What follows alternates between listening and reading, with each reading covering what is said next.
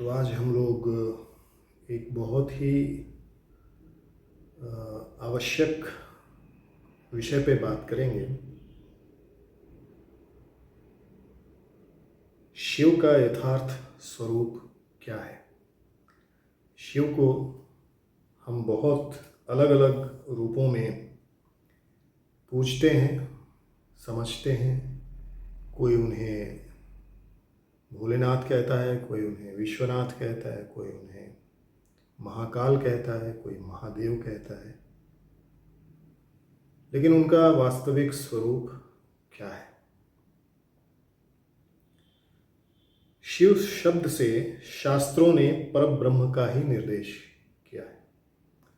तो शास्त्र शिव शब्द से, जब शिव शब्द की बात करते हैं शास्त्र, तो वह वहाँ पर परब्रह्म को ही संबोधित कर रहे होते हैं।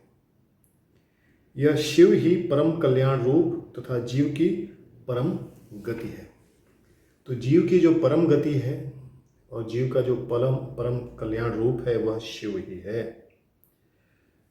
तो हमें यह समझना पड़ेगा कि शिव को समझना बहुत ही मुश्किल काम है। बट जो भी छोटी बुद्धि के साथ मैं आपके सामने अपनी बात रख रहा हूँ और जो कुछ मैंने अब तक समझा है वही आपको बता रहा हूँ। तो सच्चिदानंद स्वरूप ब्रह्मयुक्त आद्या शक्ति से नाद या महत तत्व उत्पन्न होता है। तो शारदा तिलक में क्या कहा है? निर्गुणः सगुणश्चेति शिवो ज्ञेयः सनातनः निर्गुणः प्रकृतेरन्यः सगुणः सकलः स्मृतः। सच्चिदानंद ब्रह्मयुक्त आद्या शक्ति से नाद या महत्तत्व उत्पन्न होता है और उस नाद से अहंकार तत्व की उत्पत्ति होती है। तो हमें पता है यह नाद जो है वह कहाँ से उत्पन्न हो रहा है? वह प्रणव का ही नाद है। और सच्चिदानंद ब्रह्मयुक्त आद्या शक्ति से महत्तत्व उत्पन्न होता है और उस नाद से या उस महत्तत्व से अहंकार तत्व की उत्पत्ति होती है। यह हम सबको मालूम है। यह बिंदु अथवा अहंकार, यह बिंदु जो है, या आप मान लें कि इसी बिंदु को त्रिगुणात्मक अहंकार के रूप में भी समझा गया है। यह सात्विक, राजसिक और तामसिक तीन भेदों से प्रकाशमान हो रहा है। तो यह जो बिंदु है यह सात्विक, राजसिक, तामसिक तीन बिंदुओं के साथ मिला हुआ है।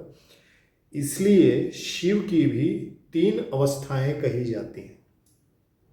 शिव की भी इसीलिए तीन अवस्थाएं कही जाती हैं। पुनः यह तीनों मिलकर जब एक हो जाते हैं तब वही परम बिंदु या परम शिव कहलाता है। यानी कि सात्विक, राजसिक और तामसिक जब तीनों एक हो जाते हैं तो उसी को हम परम शिव या परम बिंदु कहते हैं। वह परम शिव कभी सत्वगुण युक्त होता है और फिर जैसे ही वह सत्वगुण युक्त होता है तो चिन्मय पुरुष के रूप में होता है। जब तमोगुण होता है तो प्रकृतिमय होता है और जब रजोगुण होता है तो शिव शक्तिमय रूप में प्रतीत होने लगता है। और इन्हीं तीनों रूपों को, सत्व, रज और तम के जीव के रूपों को ही ज्ञान शक्ति, इच्छा शक्ति और क्रिया शक्ति कहा गया है। इन्हीं तीनों भावों से भावित होकर यह शक्ति त्रय गौरी, ब्राह्मी और वैष्णवी नाम से इस महा आद्या शक्ति या नाद को बुलाया जाता है। तो यह जो नाद है वही ब्राह्मी भी है, वही गौरी भी है और वही वैष्णवी भी है। जब यह तीनों मिल जाते हैं तो वही परम शिव, परम आद्य शक्ति नाद है। अब आगे हम ये समझेंगे कि प्रणव, अब तक हमने प्रणव के बारे में बहुत कुछ सुना है कि तस्य वाचक प्रणवः क्लेश कर्म विपाक आशय परामर्श पुरुष विशेष ईश्वरः। तो ईश्वर कौन है और उसका बोधक क्या है, और वाचक प्रणव है लेकिन वाचना कौन कर रहा है, वह भी शिव ही कर रहे हैं। तो यहाँ कहा गया है कि प्रणव में जैसे अकार, उकार, मकार, नाद, बिंदु, कला और कलातीत, यह 7 अंग हैं। तो अब तक आपने प्रणव के 5 अंग सुने होंगे। आज आप सीखिए कि 7 अंग हैं। अ, उ, म, फिर उसके बाद आता है नाद, फिर आता है बिंदु, फिर कला और कलातीत, 7 अंग हैं। शिव के जो व्यक्त 5 मुख हैं, वही ये प्रथम 5 अंग हैं, अ, उ, म, नाद और बिंदु। और शिव के जो अव्यक्त मुख हैं या अव्यक्त रूप है, वही कला और कलातीत स्वरूप है। अब शिव का प्रथम मुख अकार है। शिव जी का जो प्रथम मुख है उसको हम अकार कहते हैं और उसे तत्पुरुष भी कहा जाता है। तो आप लोग जो गायत्री मंत्र का जाप करते हैं या पाठ करते हैं, वहाँ पर तत्पुरुष शब्द आता है। फिर दूसरा मुख जो है उकार है, जिसे अघोर रूप भी कहा जाता है। तो जो अघोर पंथ के साधक हैं वह शिव जी के दूसरे मुख की साधना करते हैं। तृतीय मुख मकार या सद्योजात है। तो तीसरा जो मुख है वह सद्योजात है। और चतुर्थ मुख जो है वह नाद है या वामदेव है। और पांचवा मुख बिंदु, और इसी बिंदु को ईश्वर कहा गया। ईश्वर कहा गया। फिर उसके बाद छठवां मुख जो है कला है। इसी मुख को जो अव्यक्त है नीलकंठ कहा गया है। और सप्तम कलातीत जो है वह है चैतन्य रूप, जो फिर से अव्यक्त है। चैतन्यता को आप देख नहीं सकते, वह आपके अंदर विद्यमान है, पहले से ही है वह। तो यह सप्तम मुख ही कलातीत अव्यक्त अथवा अनिर्दिष्ट स्वरूप है, यानी कि अव्यक्त है, दिखाई नहीं देता, और शक्ति स्वरूप होते हुए भी वह दिखाई नहीं देता और हमेशा प्राणियों में रहता है। ब्रह्मा ही महाप्रणव के रूप में शिव के प्रथम रूप है। तो ब्रह्मा जी प्रणव के रूप में शिव के प्रथम रूप हैं। इन्हीं ब्रह्मा से चतुर्वेद प्रकाशित होते हैं। तो हम सभी को पता है कि ब्रह्मा जी के 4 मुख से चारों वेद प्रकाशित होते हैं और यह शिव जी का प्रथम रूप है। विष्णु जी द्वितीय मुख है। तो जो द्वितीय मुख है, दूसरा मुख है उकार, वह विष्णु जी हैं। रुद्र तृतीय मुख है। रुद्र जो है ब्रह्मा विष्णु रुद्र जो है तीसरे मुख हैं। चतुर्थ मुख जो है वह है ईश्वर। महेश्वर जो है वह पंचम मुख है, 5वें मुख है। परशिव 6वें मुख है।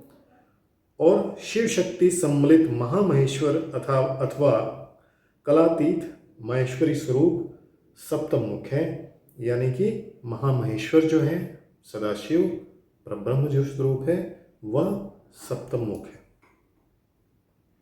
तो हमें यह हमेशा याद रखना चाहिए, समझना चाहिए कि अगर आप शिव आराधना करते हैं, और आप सभी को पता है कि शिव पंचाक्षर जो है उसकी अगर दीक्षा आपकी हो जाती है तो आप उसी पंचाक्षर से सभी देवी देवताओं की साधना कर सकते हैं।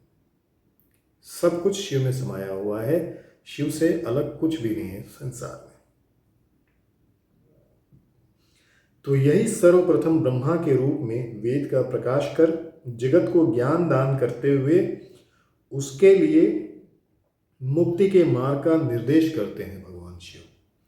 तो भगवान शिव ब्रह्मा के इसी प्रथम मुख से वेदों का ज्ञान संसार को देते हैं और संसार को मुक्ति प्रदान करते हैं। यही जगत गुरु शिव के रूप में स्वयं साधक बनकर जगत के जीवों को साधना की शिक्षा देकर उनके लिए मुक्ति पथ का द्वार खोल देते हैं। आप शिव को देखेंगे कि शिव एक ब्राह्मण के वेश में भी आ जाते हैं, शिव एक भिखारी के वेश में भी आ जाते हैं, शिव एक शमशानवासी के रूप में भी आ जाते हैं। तो अपने जीवन में शिव ही एक ऐसी शक्ति है जो अपने भक्तों पर दया करके उन्हें मुक्त करने के लिए बिल्कुल उनसे भी या उनके बराबर में पहुंचकर वह मुक्ति का पथ उनके सामने रख देते हैं ताकि आप उस पर चलें और मुक्त हो सके। परब्रह्म के साथ जीव जितने प्रकार से योग युक्त हो जाता है, यानी कि मैंने आपको बताया है कि दृष्टा और दृश्य, तो जो आप देख रहे हैं और जो आपको दिखाई दे रहा है, आपका वह संयोग जो है वही है जो सारी तकलीफों का जड़ है। लेकिन अगर दृष्टा जो हमारे अंदर आत्मा है वह अपने परमात्मा से जुड़ जाए तो फिर योग युक्त हो जाता है और समस्त योग मार्गों का निर्देश वह सब योग के आचार्य के रूप में प्रकट हो जाता है, यानी कि वह शिव स्वरूप हो जाता है। और शिव स्वरूप ही होने के बाद वह समस्त योग मार्गों को प्रकाशित कर सकता है और योग का आचार्य भी बन सकता है। इसलिए योग के आचार्य जो हैं केवल शिव हैं, क्योंकि यह स्थिति केवल शिव के अंदर ही है।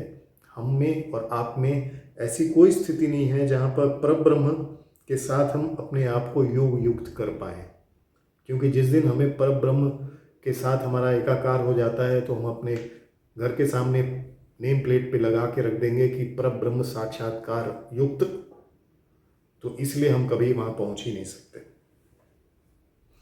अब देखिए आगे शिव जी के बारे में थोड़ा सा और समझते हैं। शिव के सप्तमुख ही सप्त आमनाय के गुरु हैं। तो जो 7 ट्रेडिशंस हैं, 7 पंथ हैं योग के, उन 7 पंथों के या आमनाय जिसको कहा जाएगा, 7 पंथों के गुरु भी जो हैं वह शिव हैं। प्रथम आमनाय या प्रथम पंथ जो है वह कुंडलिनी या प्रकृति है। तो प्रथम पंथ जो है, सबसे प्रथम योग का जो पंथ है वह कुंडलिनी है, चक्र है, नाड़ियां हैं, ताकि आप अपनी प्रकृति को समझ सकें और प्रकृति के साथ जुड़ सकें और चक्रों को जागृत करके, कुंडलिनी को जागृत करके अपनी शक्ति के साथ उस परम शिव को अनुभव कर सकें। उसकी साधना मंत्र योग और हठ योग है। तो कुंडलिनी को अगर जागृत करना है तो मंत्र योग है, जो हम भी सिखाते हैं आपको कि मंत्र को किस ताल छंद के साथ करना है। ओमकार भी अगर आप कर रहे हैं तो उसको किस ताल और छंद के साथ करना है। अगर वहाँ पर रागों का समावेश हो सके तो कौन सा राग आपको ज़्यादा फलदायी हो सकता है। तो यहाँ पर प्रथम मुख में भगवान कहते हैं कि मंत्र योग और हठ योग इन दोनों का सम्मिश्रण होना चाहिए, तब जाके प्रथम पंथ पर आप आगे बढ़ सकते हैं। द्वितीय आमनाय का जो मुख्य लक्ष्य है वह परमात्मा है। तो परमात्मा, प्रथम का जो लक्ष्य था वो कुंडलिनी था, तो उसके लिए हठ योग और मंत्र योग चाहिए। दूसरे का जो है वह है परमात्मा। अब परमात्मा को अगर आपको जानना है तो उसके लिए जो साधना बताई गई वह है भक्ति योग और लय योग। तो भक्ति योग और लय योग से बढ़कर कोई भी संसार में ऐसा मार्ग नहीं है जो परमात्मा से आपको मिला दे। तृतीय आमनाय या पंथ या मार्ग जो है उसका मुख्य लक्ष्य जो है वह है काल, और इसकी साधना के लिए क्रिया योग और लक्ष्य योग है। तो लक्ष्य योग एक गुह्य योग मार्ग है और क्रिया योग तप स्वाध्याय ईश्वर प्रणिधान, कुंडलिनी जागरण, कुंडलिनी से रिलेटेड चीज़ें, क्रिया योग कीजिए और आप अपने तृतीय मार्ग में काल को जीत सकते हैं। फिर चतुर्थ आमन्याय जो है उसका लक्ष्य जो है विज्ञान है, यानी कि इस संसार का विज्ञान और आपके अंदर का विज्ञान, उसको समझने के लिए है। और इसकी साधना जो है वह बताया गया है ज्ञान योग में। तो ज्ञान योग के माध्यम से आप योग के महाविज्ञान को समझ सकते हैं। पंचम मार्ग जो है वह शून्य मार्ग है और उसकी साधना के लिए संन्यास और परायोग विज्ञान कहा गया है। तो अगर आप उस अनंत शांति और शून्य में समाना चाहते हैं या उसका अनुभव करना चाहते हैं तो आपको परायोग और संन्यास मार्ग धारण करना पड़ेगा और जीवन के सभी प्रकृति से बने हुई चीजें, जो कुछ भी है, यह शरीर, इन सब से अपना जो जुड़ाव है उसको छोड़ना पड़ेगा। छठवां अम्नाय या मार्ग जो है वह उसका लक्ष्य ब्रह्म है। उसकी साधना के लिए शांभवी और अमनस्क योग बताया गया है। तो शांभवी मुद्रा और शांभवी योग, इसकी साधना बहुत आवश्यक है अगर आप ब्रह्मज्ञानी होना चाहते हैं। और सप्तम मार्ग या अम्नाय जो है वह पर ब्रह्म है, उसका लक्ष्य, और इसकी साधना जो है वह केवल और केवल सहज योग। अभी जो सहज योग चल रहा है वो नहीं, सहज योग एक विशेष योग मार्ग है या मोक्ष योग भी कहा गया है इसे। तो इनकी साधना अगर आप करते हैं तो आप देखते हैं कि आप सातों अलग अलग मार्ग, सातों अलग अलग सेक्ट या सातों अलग अलग आमनाएं के जो गुरु हैं वो किसी न किसी रूप में शिव ही हैं। और कुछ भी आप कीजिए, कोई भी मार्ग कीजिए, आप शिव के साथ ही एकाकार होना चाहते हैं। तो इस चीज का ध्यान रखिए। अब देखिए, भगवान कहते हैं कि सांसारिक वासनाएं क्या होती हैं? किसी फल को भोगने की बार बार इच्छा उत्पन्न होते रहना। आपने कोई लड्डू खाया, आपके मन में उसके प्रति वासना आ गई कि मुझे अब उसको बार बार खाना है क्योंकि आपको बड़ा पसंद आ रहा है। तो सांसारिक वासनाएं प्रज्वलित ब्रह्माग्नि में भस्म हो जाती हैं। तो जब आप इन शिव के सप्त मुखों से, इन सप्त मार्गों के शिव को गुरु के रूप में ले लेते हैं, मान लेते हैं, तो संसार की सारी वासनाएं जो हैं उस ब्रह्माग्नि में भस्म हो जाती हैं। तब उसी भस्म का लेप कर जीव शिव स्वरूप हो जाता है। अब उसी भस्म अग्नि को लेकर अपने शरीर पर उसका लेप करने से आप शिव स्वरूप हो जाते हैं। तब वह महाशून्य ही उसका आवास स्थान हो जाता है। तो समाधि की उच्चतम स्थिति जहाँ पर ब्रह्माग्नि में आपकी सारी वासनाएं समाप्त हो जाएं, जल जाएं या उसका बीज भी ना रहे, तब उस महाशून्य को ही आप अपना आवास स्थान मानते हैं, जिसको आप सदाशिव या परम शिव को भी कह सकते हैं कि यह उनकी अवस्था है।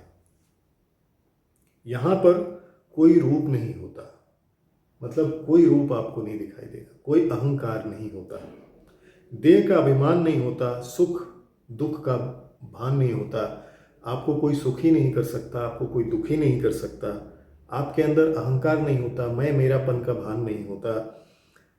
आप उस महाशून्य में हमेशा समाधिष्ठ हो जाते हैं।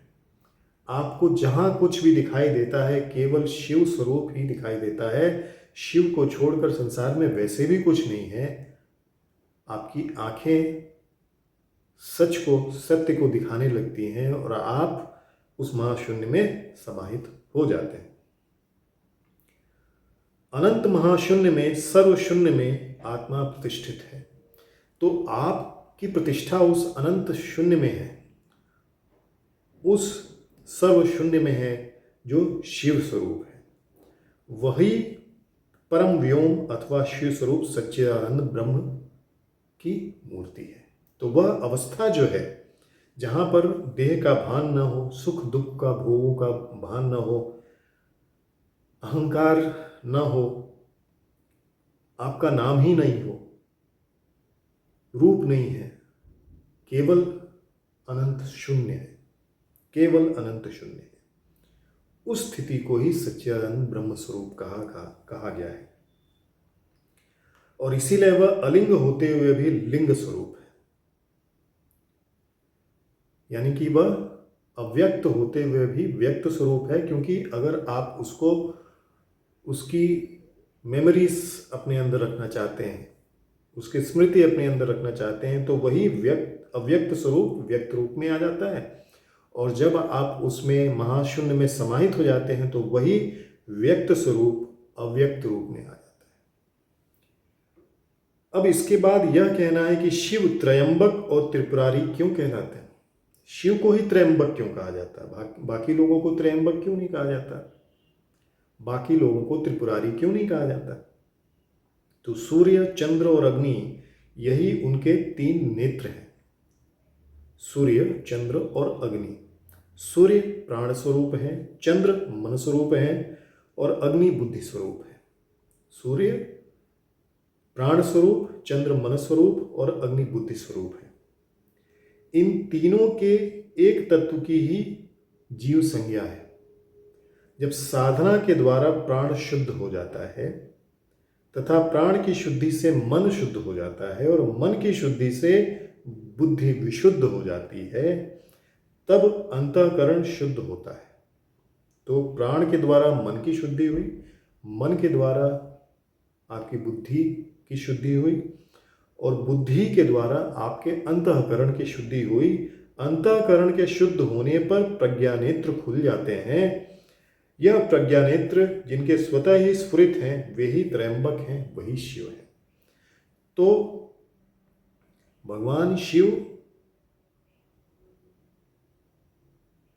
जो कि स्वयं प्राण है, जो कि स्वयं मन के भी रूप हैं और जो कि स्वयं बुद्धि के भी स्वरूप हैं और जो कि स्वयं आपके अंतःकरण है। जब मन की प्राण की शुद्धि हो जाती है तो मन शुद्ध होता है, मन की शुद्धि हो जाती है तो बुद्धि शुद्ध होता है, और बुद्धि जब शुद्ध हो जाती है तब आपका अंतःकरण शुद्ध हो जाता है और आप महासमाधि में लीन हो जाते हैं, आप महाशमशान में लीन हो जाते हैं, आप महाशून्य में लीन हो जाते हैं। और इसीलिए इसको त्रयंबक या शिव कहा गया है। और यह अवस्था केवल और केवल उस महादेव को प्राप्त है, उस देवादिदेव महादेव को प्राप्त है, उस महाकाल को प्राप्त है, उस त्रयंबक आदिनाथ भोलेनाथ परब्रह्म शिव को प्राप्त है।